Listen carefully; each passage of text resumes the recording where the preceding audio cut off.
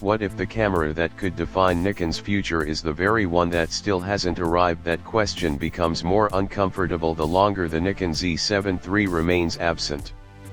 At first, the delay felt normal, just another product taking time to develop.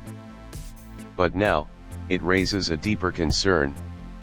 Is the Nikon Z7 III simply unfinished, or has it quietly lost its importance within Nikon's evolving strategy? The situation is no longer just about waiting for a new camera. It reflects a bigger shift in priorities, one that could determine whether a high-resolution, stills-focused philosophy still has a meaningful place in Nikon's future lineup. The Nikon Z7 III is no longer just a model, it's becoming a symbol of that uncertainty.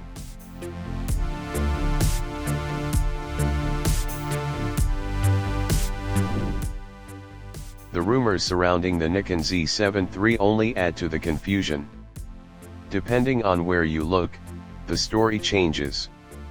Some reports suggest a major leap forward, pointing to a sensor that could exceed 60 megapixels, potentially developed with help from Sony or another semiconductor partner. That alone would place the Nikon Z7 III among the most detailed full-frame cameras available. At the same time, other leaks hint at features that feel almost excessive for this category: internal 8K recording, significantly improved autofocus, and processing power that starts to rival Nikon's flagship systems. It all sounds impressive, but also slightly out of place for what the Z7 series has traditionally represented. What's more interesting than the accuracy of these leaks is what they reveal about expectations. There's a growing sense that many photographers don't actually want the Nikon Z7 III to become another hybrid powerhouse. Instead, they want something more focused, more deliberate.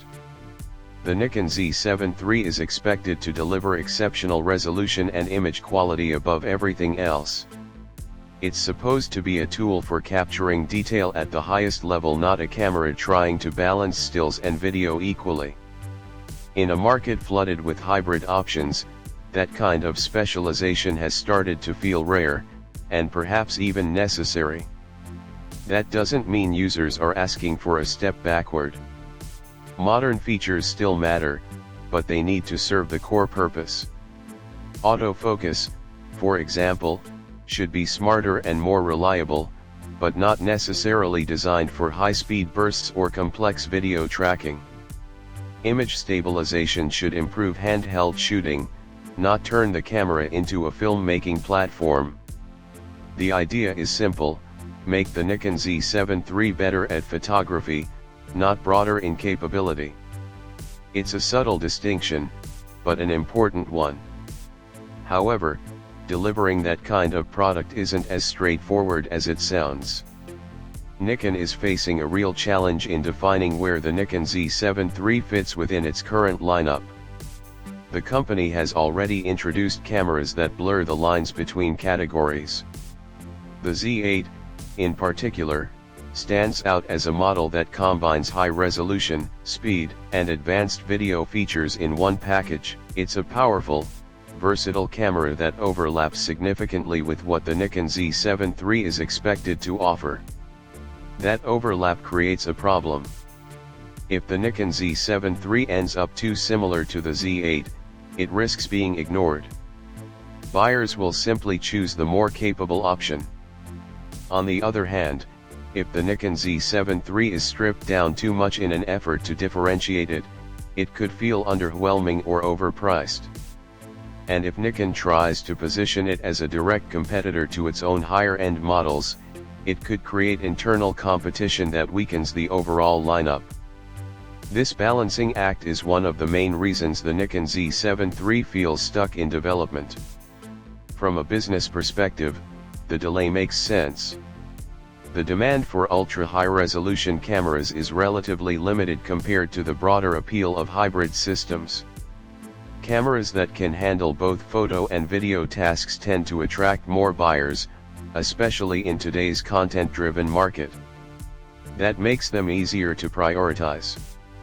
The Nikon Z7 III, by comparison, serves a more specific audience: photographers who prioritize detail, dynamic range, and image fidelity above all else. It's a smaller market, and that naturally affects development priorities. But there's also a strategic dimension to this delay. Nikon may be taking extra time to rethink what the Nikon Z7 III should represent in a lineup that has evolved rapidly. Camera technology has advanced significantly in recent years. Faster sensors, AI-driven autofocus, and increasingly powerful processors have changed what users expect from modern cameras. Integrating all of these elements while maintaining the identity of the Z7 series is not easy. It requires careful planning and, more importantly, a clear vision. That vision is what ultimately defines whether the Nikon Z7 III succeeds or fails. The Z7 series has always stood for a particular kind of photography. It's not about speed or versatility, it's about precision, control, and maximum detail. If the Nikon Z7 III loses that identity, it risks becoming just another option in an already crowded market. But if Nikon leans into that identity, it could create something truly distinctive. There's a strong case for specialization here. Instead of trying to compete with hybrid cameras, the Nikon Z7 III could focus entirely on pushing image quality to new levels. A sensor exceeding 60 megapixels could provide incredible detail for landscape, studio, and commercial photography. Improved readout speeds could reduce rolling shutter, making the camera more responsive without prioritizing speed. Enhanced dynamic range could allow for greater flexibility in post-processing. These are the kinds of improvements that matter to photographers who value resolution above all else. At the same time, there's room for thoughtful modernization. Advanced subject detection, more refined autofocus tracking, and improved image stabilization can all enhance the user experience without shifting the camera's core purpose. These features don't have to turn the Nikon Z7 III into a hybrid machine. They can simply make it a more capable stills camera, one that feels modern without losing its focus. Design is another area where Nikon has an opportunity to stand out. Not every professional wants a large, heavy camera body. There's a growing demand for systems that are both powerful and portable. A lightweight, high-resolution camera could appeal to photographers who travel frequently or work in dynamic environments. The Nikon Z7 III could fill that gap, offering top-tier image quality in a more compact form.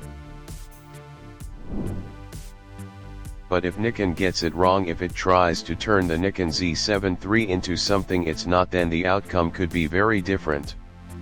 The risk isn't just that the camera will fail. The risk is that it will be forgotten. And for a product that has the potential to define a philosophy, that would be the biggest loss of all.